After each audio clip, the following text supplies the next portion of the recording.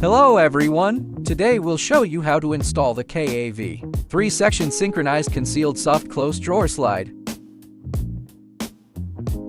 Position the slide fourth hole 37 mm from the side panel edge.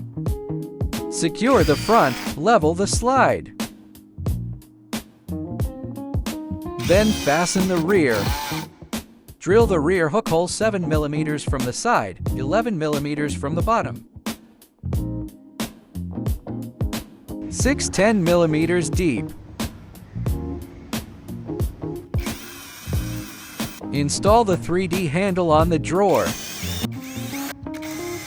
Pull out the slides and place the drawer onto them.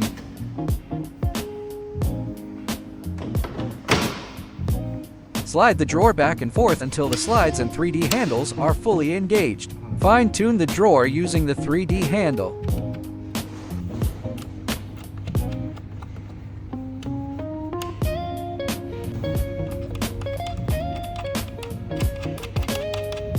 Check the installation result. Open and close the drawer manually to test the smooth and silent soft closing performance.